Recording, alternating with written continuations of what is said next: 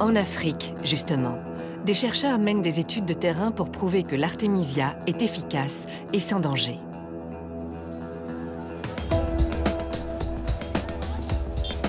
Nous sommes à Kindu, sur le fleuve Congo, dans la province du Maniema.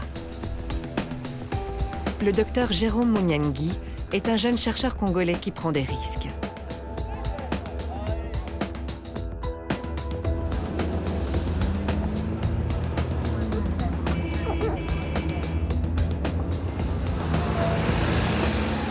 Après 3 heures de piste, le docteur Munyangi est accueilli comme l'enfant prodige dans son village natal. Artémisia!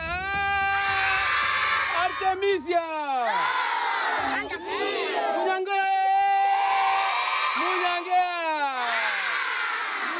Les écoliers font la fête à l'homme qui les débarrassera peut-être de la malaria.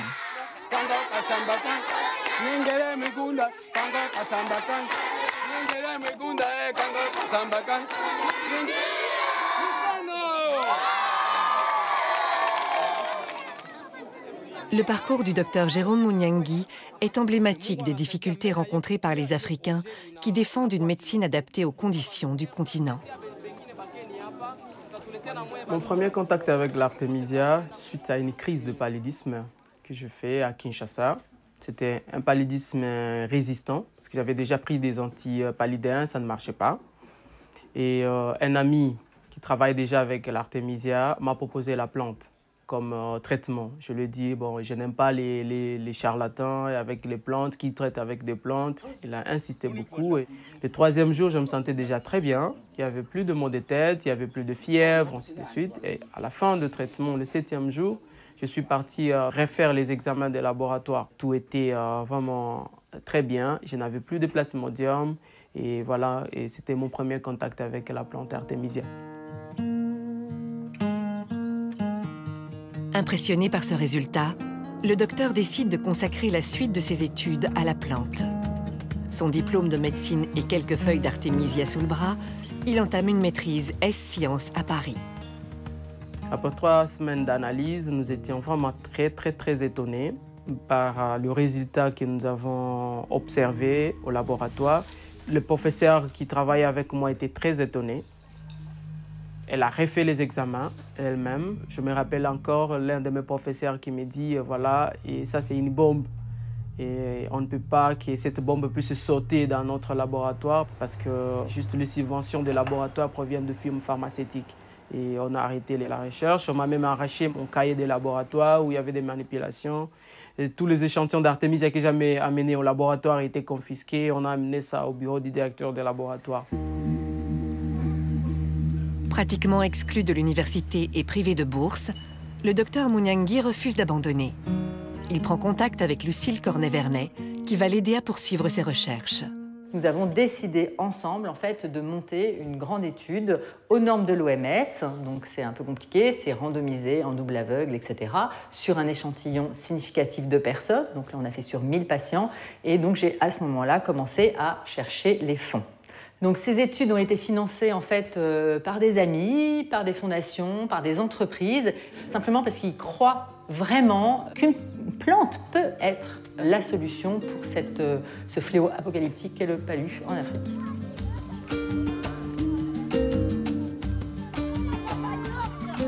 Une fois le financement acquis, le docteur débute l'étude au Maniema.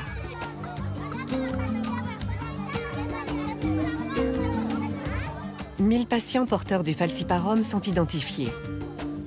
500 prendront de la tisane d'artémisia et un médicament placebo.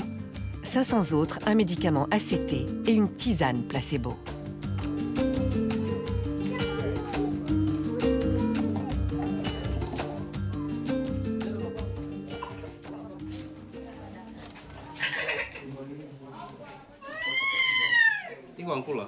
Le docteur Michel Idumbo est l'investigateur principal de l'étude.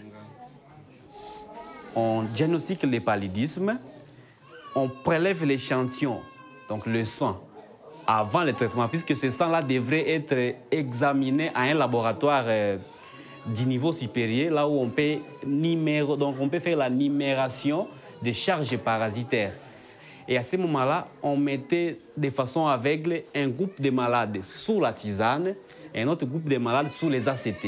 Et nous avons fait 4 mois en train de récolter les données chaque jour. Donc, avec les ACT et la tisane, les deux avaient un bon résultat clinique.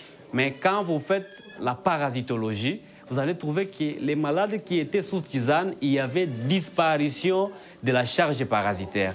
Mais tandis que les malades qui étaient soumis sous traitement ACT, il y avait encore des parasites dans l'air sang, même si leur état clinique était déjà amélioré. Oui. Les résultats sont en effet spectaculaires. Alors que les médicaments ACT sont jugés efficaces à 80%, la tisane affiche un score de 97%. Et sans effet secondaire, contrairement aux médicaments.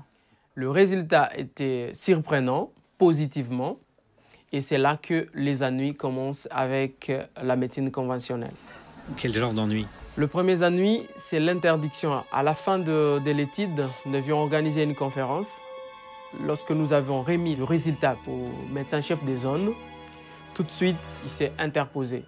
Il a dit « J'interdis, cette conférence n'aura pas lieu et je préfère que Jérôme puisse se taire et pas communiquer ses résultats à la population. » Ils ont vu que la tisane avait un meilleur résultat que les ACT et on nous a fait montrer que les différentes firmes pharmaceutiques risquent de couper leur appui.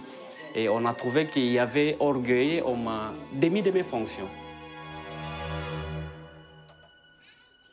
À votre avis, d'où viennent ces ennuis? À mon avis, les ennuis viennent de firmes pharmaceutiques. Qu'est-ce qui vous permet de dire ça?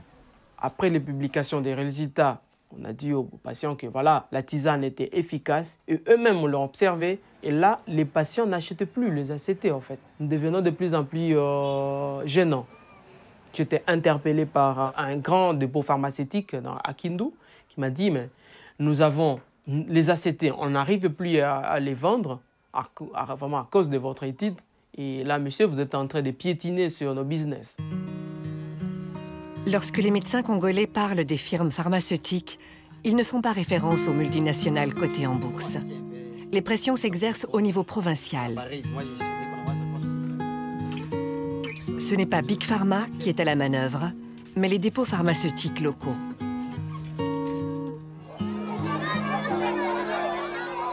Après l'étude, les villageois adoptent la tisane dont ils ont été les cobayes.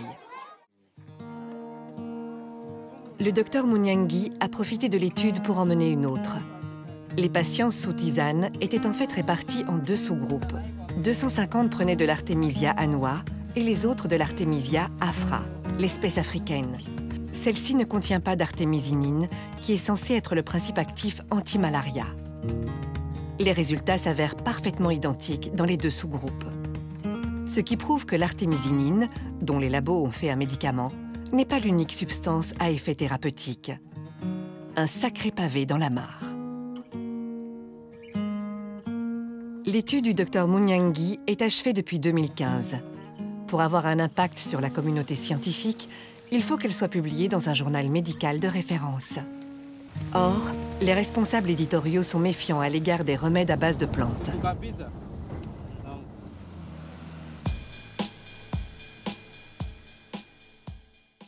L'Afrique a besoin des insoumis, les insoumis de la recherche. Ce qui me passionne dans tout ça, c'est de ne pas voir mes frères africains décédés de pathologies qui peuvent trouver des solutions, que d'attendre toujours que les médicaments soient fabriqués en Europe et que les médicaments viennent de l'Inde. Nous pouvons nous-mêmes, ici sur place, trouver des solutions, guérir nos frères avec des plantes qui peuvent être cultivées sur place. Si la tisane d'artémisia s'avère être l'ultime remède contre la malaria, on se demandera sans doute pourquoi tout ce temps perdu, toutes ces victimes, tout ce business.